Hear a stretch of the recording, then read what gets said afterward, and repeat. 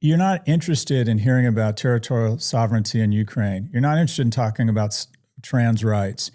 Your kid isn't doing well. NYU professor Scott Galloway. I think he's an old school liberal, voted the wrong way, but I'm willing to talk to people like that, of course. And here he is also doing a postmortem on what went wrong. But I've been thinking a lot about this election, and I was vocal. I supported Harris.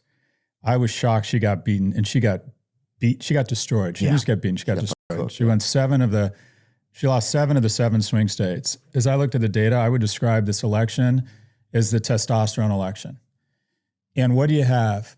You have men doing more poorly, men under the age of 30 doing more poorly than they have in a long time. And the election all zeroes down to one piece of data for me, or the results.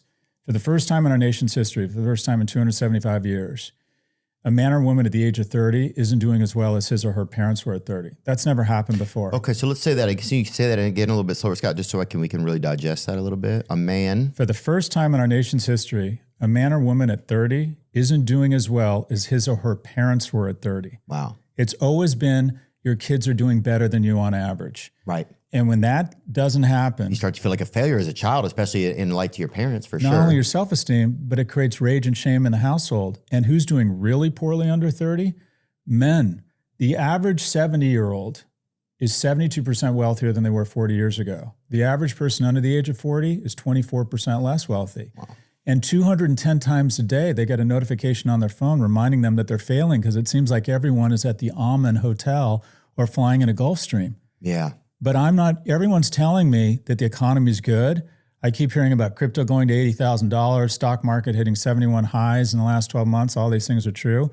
But I'm living at home and I can't afford rent. But when your kids aren't doing well, you're not interested in hearing about territorial sovereignty in Ukraine. You're not interested in talking about trans rights.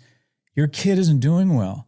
And when your kid isn't doing well, you don't want change. You don't want a Democrat. You not only don't want change, you want disruption. You want chaos. Oh, yeah. And you want some of that what I'll call male energy back. And look at how Trump positioned himself. What did he do?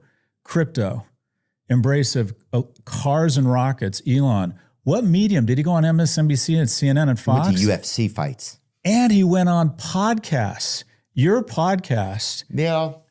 I wonder if that affected a lot. I don't know. Oh my gosh, are you kidding? Yeah. Oh my gosh, are you kidding? What I would say was this is how the culture has now shifted. Trump was willing to do all the things that were relevant and new and on the horizon and got to speak to new people in new ways in a much more authentic way. And she refused to do all of that.